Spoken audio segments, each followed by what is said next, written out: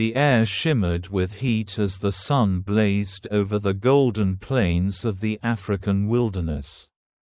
Dust spiraled lazily in the wind, curling up from the earth like smoke from an invisible fire. Birds of prey wheeled overhead, their cries piercing the silence that stretched across the savanna. The only sound beneath the sky was the gentle rumble of a diesel engine making its way across a narrow, winding trail. Jack Morgan adjusted his wide-brimmed hat and leaned forward, squinting past the windshield. His weathered face bore the marks of 1,000 expeditions, sunlines etched deep into his skin. A jagged scar over one eyebrow, and eyes that had seen the raw, unfiltered power of nature at its most sublime and brutal. "We're close," Jack said, glancing back at his crew. "River Moore should be just beyond that ridge." The team, 2 camera operators, a sound technician, and a local guide named Mossy, nodded silently. They had all heard the stories. This place wasn't just another filming location. The River Moore was legendary, teeming with life and death. Jack's new wildlife series, Predator Kingdom, was unlike anything he'd ever attempted before. Instead of focusing on individual species, the series aimed to document predator interactions, moments of conflict, cooperation, and survival between the top hunters of the savanna. And nowhere, according to Mossy, offered a better chance to witness such encounters than the River Moore. As the vehicle crested the ridge, the landscape unfolded like a living painting. The river twisted through the valley below, its waters muddy and slow, flanked by dense vegetation and ancient trees. Herds of antelope grazed cautiously at the edges of the brush. A lone giraffe stood like a sentinel, neck stretched high, eyes watchful. In the distance, the unmistakable roar of a lion drifted across the plain. Jack smiled. "Home sweet home," he muttered. They set up camp near a thick clump of acacia trees not far from the riverbank. The air was heavy with the scent of damp earth and wild grasses. Cicadas buzzed like static in the underbrush. And somewhere nearby, something large moved with the sound of heavy splashes. Jack unpacked his gear quickly: camera drones, high-resolution lenses, night vision scopes. He was a documentarian, yes, but more than that, he was a hunter of stories, drawn to the pulse of the wild. He wasn't here just to observe. He was here to witness. That night, the campfire cast flickering shadows across the canvas of the tents. The team sat close, eating stew from metal bowls and listening as Mossy told him about the legends of the area. "They say Leo, the lion, rules these lands," Mossy began. "He is old now, but strong. Many challenges have come, none have bested him." "Leo?" asked Sarah, one of the camera operators. "That's what you call him?" Mossy nodded. "He has a mark over one eye, like a claw, and a black mane like thunderclouds. You'll know him when you see him." "And what about the river?" Jack asked. Mossy's voice dropped lower. "That is Goran's domain, the River King. He is older than Leo. Maybe older than all of us. Some say he is as big as a hippo. No one crosses him." The fire crackled. The forest beyond the clearing seemed to listen, holding its breath. "Sounds like a good place to find trouble," Jack said with a grin. The next morning, The crew set out early. The light was soft and golden, painting the grasslands with a gentle glow. A lion's roar echoed again, louder this time, rolling across the savannah like thunder. They found the pride not far from camp, 5 females lounging in the shade, their golden coats blending with the grass. And there, lying a short distance from them, was Leo. Even in repose, he radiated power. His mane was darker than the others, almost black, and the scar over his left eye gave him a fierce, regal look. He lifted his head slowly as the crew approached in their vehicle. For a moment, he locked eyes with Jack. Jack felt a chill. Leo looked through the camera lens as if he understood it. The lions didn't seem to mind the presence of the vehicle. The females yawned and rolled lazily onto their backs. Leo stood and stretched, revealing his massive frame, then moved with deliberate steps toward the river. Jack signaled the crew, "Follow him," quietly. They kept a respectful distance as Leo padded toward the riverbank. He paused near the edge, sniffing the air. The sun glinted off the water's surface. And all was still, until it wasn't. The water exploded. A massive shape surged from the river, jaws wide. Goran, the crocodile, was like something from a prehistoric age, immense, armored, scarred from countless battles. He lunged at Leo with stunning speed for something so big. But Leo was faster. The lion leapt back, muscles coiled, snarling as he circled. The crew watched, breathless. Cameras rolled. For a long moment, predator faced predator. Then, just as quickly, Goran sank back beneath the water. The river calmed. Leo didn't retreat. He stood there, staring at the water for a full minute before turning and walking away. Jack lowered his camera, stunned. That, he whispered, was the moment. Back at camp, they reviewed the footage, stunned at what they had captured on only their second day. It was the kind of scene most wildlife filmmakers dreamed of but rarely saw. 2 apex predators in a tense standoff. No blood, no chase, just pure dominance. "This series is going to change everything," Sarah said. Jack nodded. "And we've only just begun." But he also felt something else. A weight in his chest. A sense of being watched. The wilderness was full of stories. And not all of them had happy endings. The morning sun was still low, painting long shadows across the dry grass as Jack crouched beside a set of lion tracks just beyond the edge of the camp. The rest of the crew was still breaking down equipment and reviewing footage from the day before. But Jack couldn't resist the urge to get closer. The tracks were fresh, massive paw prints embedded in the soft soil, leading toward the riverbank. He knelt, running his fingers lightly through the impressions. The spacing between the prints was wide. Leo had been moving with purpose. Jack's camera swung from his neck as he leaned in for a closer shot. The light was perfect. Dust caught in the air like golden ash, and the curve of the track framed perfectly in the lens.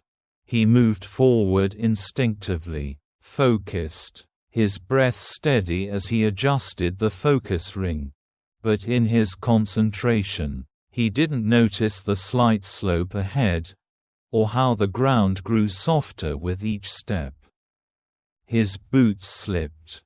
In a sudden, graceless motion, Jack tumbled forward, sliding down a muddy bank and plunging into a shallow inlet of the river. The camera hit the water with a dull splash. Jack landed on his hands and knees in the murky shallows. Water soaking through his clothes instantly. "Damn it," he muttered, trying to push himself up. But the bank was slick.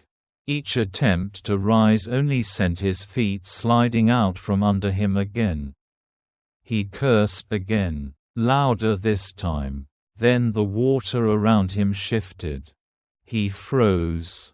A massive ripple rolled outward from just ahead of him. Silent, powerful, and unnatural. Jack's heart slammed against his ribs. He knew what it was. A dark shape rose just under the water's surface. Two ridged eyes broke the plain. Fixed on him. Goron, the River King, had not forgotten. With an explosion of motion, the water erupted. A massive tail whipped the surface as Goron surged forward. Jaws opening wide with terrifying speed and force. Jack screamed, pure, primal fear tearing from his throat, as he flung himself backward into the mud. The crew heard it instantly. Sarah dropped her equipment. Jack, Mossy grabbed the rifle they kept for emergencies and sprinted toward the sound. At the riverbank, Jack scrambled toward shore, his boots dragging in the muck. The crocodile was closing fast, an ancient leviathan sliding through the water with horrifying grace. Jack kicked frantically, muddy water flying in all directions. Another scream. Not Jack's. From across the plain, a roar thundered out, a low, guttural challenge that shook the grass. Leo, the lion, had heard.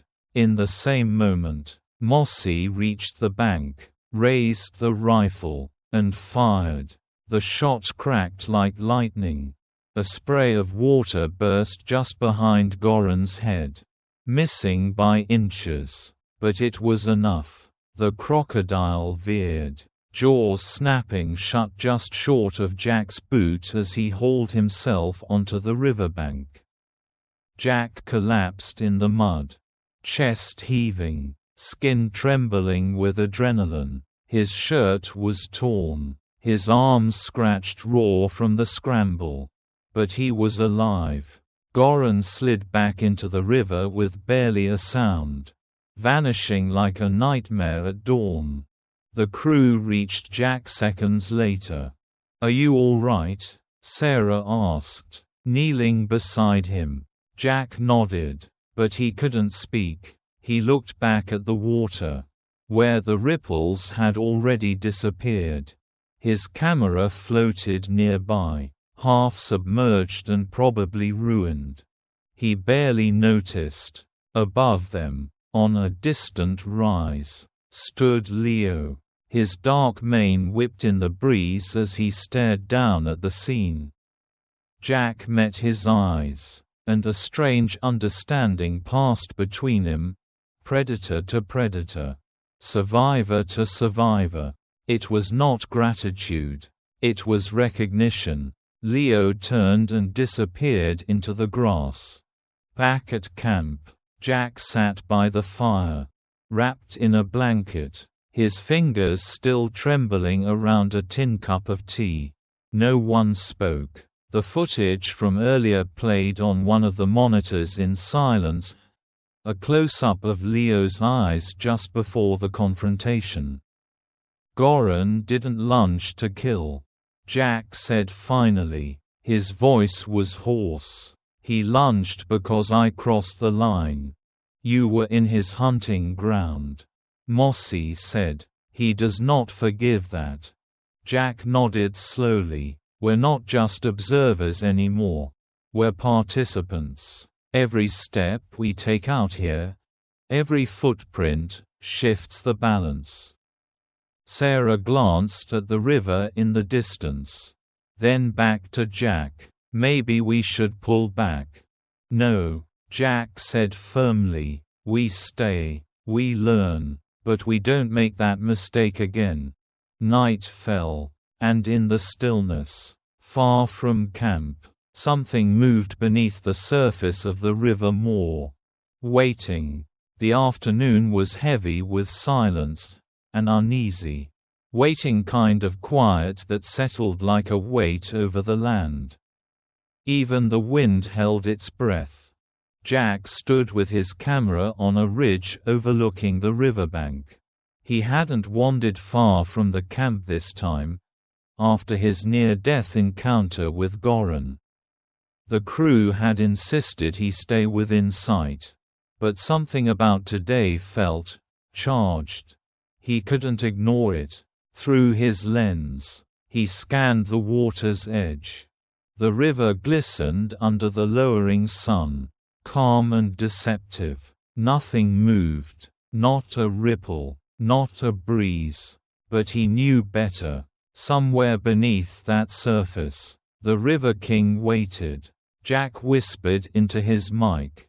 "Sarah, get the drone up, now." From the camp below, the drone lifted with a quiet hum and soared overhead, capturing a bird's-eye view of the muddy shoreline.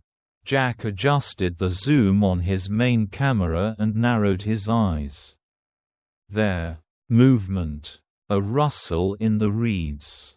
Then a ripple. Suddenly, crack. The underbrush exploded. Leo burst from the thicket like a bolt of fury, his mane a blur of dark fire. Muscles coiled and taut with rage. His roar shattered the silence, a deafening, bone-deep sound of pure territorial wrath. There was no stalking this time. No warning posture or dominant stare. This was war. The crocodile lunged from the river with shocking speed. Jaws wide. But Leo met him in mid-stride. With a savage growl, the lion launched himself onto Goran's head. Claws tearing into thick scales. Fangs sinking into the armored snout. The impact sent up a geyser of mud and water. The earth trembled. Jack's breath caught in his throat. "Oh my God!" The two titans thrashed at the river's edge in a horrifying ballet of muscle and instinct. Goran rolled violently, trying to shake the lion loose. Leo clung on, his powerful limbs wrapped around the crocodile's thick neck. His teeth buried deep, blood mixed with river water. The air smelled of wet earth and raw violence. Camera forgotten. Jack stumbled forward, mesmerized. Sarah's voice crackled through the comms. "Are you seeing this? Is Leo insane?" "No," Jack whispered. "He's making a stand." Leo had never attacked the crocodile before. He had ruled the land. Goran had ruled the water. A silent truce between kings. Until now. But Goran had crossed too far. Too many kills at the water's edge. Too many lions threatened. This was no longer about dominance. This was about legacy. The lion roared again, a sound that echoed through the trees like a war drum. Goran slammed his body sideways, throwing Leo back. The lion hit the mud hard but rolled to his feet, snarling, soaked and bloodied but undeterred. The crocodile surged forward again, mouth wide. Leo leapt. They collided with a force that shook the riverbank. Water exploded around them. Claws raked scale. Jaws snapped at air. For a moment, it was impossible to tell who had the upper hand. Then, Goran clamped down on Leo's front leg. A sickening crunch. The lion bellowed in pain.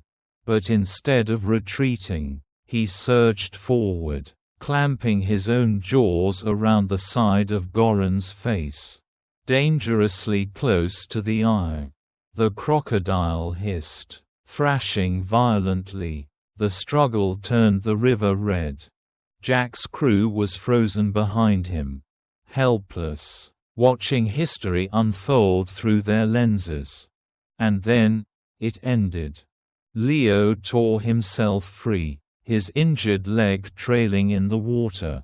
And with a final roar, he lunged once more, his full weight slammed into Goran's head, forcing it sideways. The crocodile reared back, dazed, and then, slowly, Goran began to retreat, not defeated, but broken. He slid backward into the depths, leaving a trail of blood and churned water behind.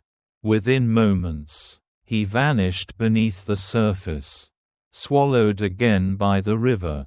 Leo stood in the shallows, panting heavily, one leg dragging, chest heaving. The jungle held its breath. Jack raised his camera again, hand shaking. "Leo," he said softly, "you mad, glorious beast." With great effort, Leo turned away from the river and limped toward the tall grass. The roar of the jungle seemed to return all at once, birds crying, monkeys howling, the sound of life reawakening after the storm. Jack watched the lion disappear into the brush. "We just witnessed a king defend his crown," Sarah said behind him. Jack nodded slowly. "No, we just witnessed a king bleed for it." The ripples on the river more slowly faded, leaving behind only muddy swirls and a blood-tinged silence. Goran was gone. The colossal crocodile had slipped beneath the surface, vanishing into the murk like a ghost. Wounded, perhaps gravely, but alive. His domain reclaimed him, hiding his shame and pain in the ancient depths where no lens could follow. On the bank, Leo stood alone, his side heaved with every breath. Each inhale a visible effort. Blood trickled from gashes along his shoulder and flank. And his front leg, battered and bruised from the crocodile's crushing jaws, dragged slightly with each step. Yet he remained upright, victorious. The lion's mane, soaked and matted with mud and blood, clung to his body like a battle-worn cloak. He lifted his head toward the horizon as if daring the world to challenge him again. Jack, lying on his stomach a few meters away, pushed himself slowly to his knees. His face was pale, his arms streaked with grime, and his camera lay forgotten in the mud behind him. His heart thudded in his ears, louder than the jungle itself. He'd never seen anything like it. Not on any continent, not in any documentary, not even in the wildest tales shared by bush pilots and old guides around smoky campfires. This was the raw, brutal reality of the wild, not polished, not narrated, just survival and sacrifice. "Jack!" a voice called. He turned weakly as Sarah and Mossy sprinted toward him. The rest of the crew followed close behind. Cameras still rolling, voices tense with urgency. "I'm okay," Jack said, though the words were barely audible. Get that footage.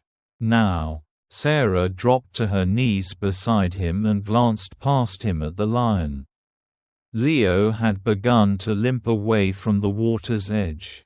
Each step slow, deliberate, every movement a display of pure willpower. She raised her camera, framing the departing king in the golden light of late afternoon. "I got him," she said breathlessly. "He's still walking." Mossy stood nearby, rifle at the ready, eyes scanning the river as if expecting Goran to rise again. But nothing moved. The threat had passed, for now. "Help me up," Jack muttered. Two of the crew lifted him gently, and he brushed their hands off once he found his footing. His legs trembled beneath him, but his eyes were locked on Leo. "No narration," he said to Sarah. "This moment doesn't need it." The lion stopped once at the edge of the brush. He turned slightly, just enough that Jack could see one wild, amber eye looking back. Recognition flickered again between them. Then Leo vanished into the grass. The crew stood in silence. A breeze rustled the trees. Birds began to sing again. Insects resumed their rhythmic drone. Life was returning to the land. Jack finally exhaled. "Let's get back to camp," he said. "We've got everything we need." They left the riverbank slowly, each person casting one last glance toward the bloodied mud where predator had battled predator. The sun dipped lower, casting long shadows across the land. In the distance, a herd of wildebeest emerged from the tree line, cautiously testing the air before moving down toward the river.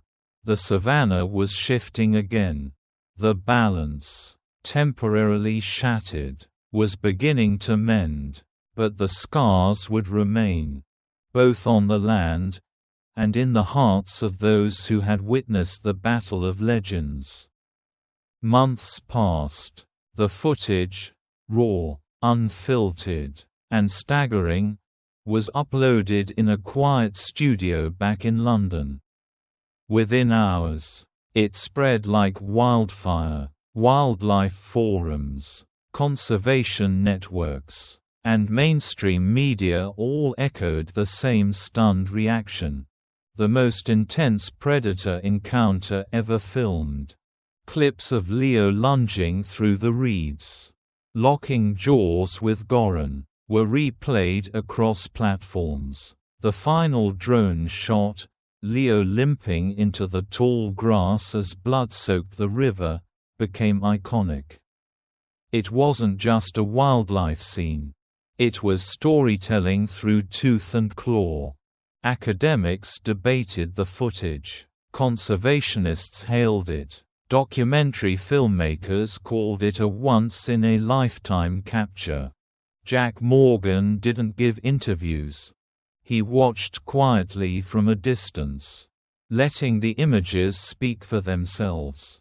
But he did write. The book, Between Jaws and Claws, hit shelves just over a year later. It wasn't a technical field guide or a glossy coffee table travelogue. It was a raw, deeply personal account of that expedition, told with reverence, humility, and honesty. Jack didn't center himself as the hero. He admitted his mistakes, his recklessness, his near-death moment in the river. He wrote about the creeping transformation, from an observer behind the camera to a man suddenly woven into the narrative of the land itself. He wrote of Leo, "There are lions, and then there is Leo. He was not just a predator. He was a protector. He defended more than territory. He defended balance. And in doing so, he changed the course of every life that watched him." The world called Leo many things: the Black Mane King, the warrior of the moor. But in the lands near the river, the locals gave him a name that stuck: the Defender of the River. Stories spread in the villages, how the lion had challenged the ancient crocodile, how he limped but never surrendered, how the river grew quiet after his victory. No one saw Goran again for a long time. And though Leo was only glimpsed occasionally after the battle, his gait slowed. His roar raspier. His legend only grew. Murals appeared in nearby towns. Tour guides carried his story like scripture. Rangers recounted the day the bush fell silent. And a king took a stand. Jack returned to the river more one final time. 2 years later. He brought no crew, no gear, only a small notebook and a weathered field camera. More out of habit than intent. The land was quieter now. The old patterns had shifted. A younger lion, one of Leo's sons perhaps, now roamed the edge of the territory. He was strong, but cautious, respectful of the waters. At the riverbank, Jack sat alone, watching the muddy surface ripple gently. No sign of Goran, not even a hint. And he realized then that this was never about victory or dominance. It was about memory, about the scars left behind, on the river, on the pride, on the soil, on him. He opened his notebook and wrote a single line. Some stories are not filmed. They are felt. Then he stood, tipped his hat toward the brush where Leo once walked, and turned to leave. Behind him, the river flowed on, silent, ancient, unchanged, but never again unremembered. Thank you for watching the video. If you enjoyed it, please comment 1. And if you didn't, just hit like. See you in the next videos.